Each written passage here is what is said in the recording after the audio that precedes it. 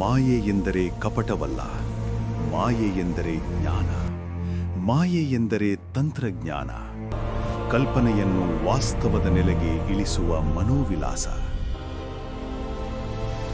ಆ ಕಲ್ಪನಾ ಶಕ್ತಿಯ ಮೂಲ ಪುರುಷ ಅಸುರಶಿಲ್ಪಿ ಮಯ. ಮಯ ಕೇವಲ ಅಸುರನಲ್ಲ, ಅವನು ಮಾಯಾವಿದ್ಯೆಯ ಆದ್ಯಾಚಾರ್ಯ.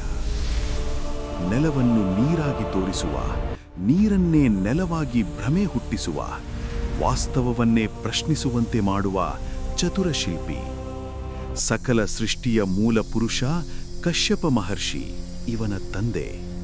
ಅಸುರ ವಂಶದ ಜನನಿ ದಿತಿ ಇವನ ತಾಯಿ. ಅಸುರರ ವಿಶ್ವಕರ್ಮನೆಂದು ಖ್ಯಾತನಾದ ಮಯ ತನ್ನ ಶಿಲ್ಪ ಕೌಶಲ್ಯ ಮತ್ತು ಚಾತುರ್ಯದಿಂದ ಮಾಯಾ ಲೋಕವನ್ನೇ ನಿರ್ಮಿಸಿ ದೇವತೆಗಳಿಗೂ ಅಚ್ಚರಿ ಮೂಡಿಸಿದ್ದವನು. ಲಂಕಾಧಿಪತಿ ರಾವಣನ ಪತ್ನಿ, ಧರ್ಮ ಮತ್ತು ವಿವೇಕದ ಪ್ರತೀಕವಾದ ಮಂಡೋದರಿ ಇವನ ಮಗಳು.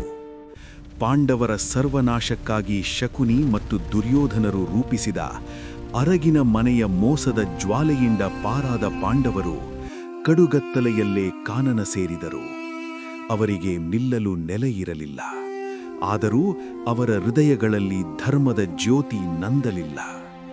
ನಂಬಿಕೆ ಮಾತ್ರ ಜೀವಂತವಾಗಿತ್ತು. ಕಾಡಿನ ಮೌನವನ್ನು ಚೀರಿ ಹೊಸ ಬೆಳಗಿನ ಸೂರ್ಯೋದಯ. ಪಾಂಡವರ ಜೀವನದಲ್ಲೂ ಹೊಸ ಅಧ್ಯಾಯ ಆರಂಭವಾಯಿತು. ಅಸುರ ಶಿಲ್ಪಿ ಮಯನ ಪ್ರವೇಶದೊಂದಿಗೆ ಅರಣ್ಯವೇ ನಿಧಾನವಾಗಿ ನಗರವಾಯಿತು.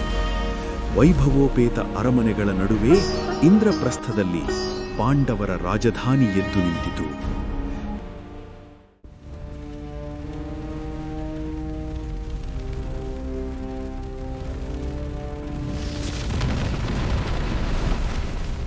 ಖಾಂಡವ ವನದ ಅಗ್ನಿಯಿಂದ ತನ್ನ ಜೀವ ಉಳಿಸಿದ ಪಾಂಡವರ ನೆರವಿಗೆ ನಿಂತ ಮಯ ಇಂದ್ರಪ್ರಸ್ಥದಲ್ಲಿ ಒಂದು ಇಂದ್ರಲೋಕವನ್ನೇ ಸೃಷ್ಟಿಸಿದ. ಅವನು ನಿರ್ಮಿಸಿದ ಮಯಸಭೆ ಸಾಮಾನ್ಯ ಸಭಾಗೃಹವಲ್ಲ, ಅದು ಕಲ್ಪನೆಗಳ ವಿಲಾಸ, ಮಾಯೆಗಳ ಮಹಾಮಾಯಾಜಾಲ.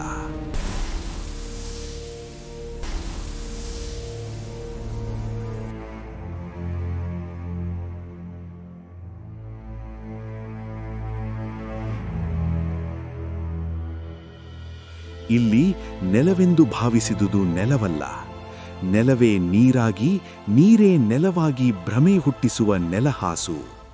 ಕಣ್ಣಿಗೆ ಕಂಡರೂ ಕಾಣದ ಬಾಗಿಲುಗಳು, ತಾನೇ ತಾನಾಗಿ ತೆರೆದುಕೊಳ್ಳುವ ಸ್ವಯಂಚಾಲಿತ ದ್ವಾರಗಳು, ಭ್ರಮೆ ಹುಟ್ಟಿಸುವ ಮಾಯಾ ಮೆಟ್ಟಿಲುಗಳು. ಅಬ್ಬಾ, ಈ ಸಭಾಗೃಹದಲ್ಲಿ ಇಡುವ ಪ್ರತಿ ಹೆಜ್ಜೆಯೂ ಒಂದೊಂದು ಪರೀಕ್ಷೆ. ಮಯನ ಕೈಚಳಕದಿಂದ ಸೃಷ್ಟಿಯಾದ ಈ ಮಯಸಭೆ ಕಂಡು ಪಾಂಡವರೇ ಮೂಕವಿಸ್ಮಿತರಾದರು.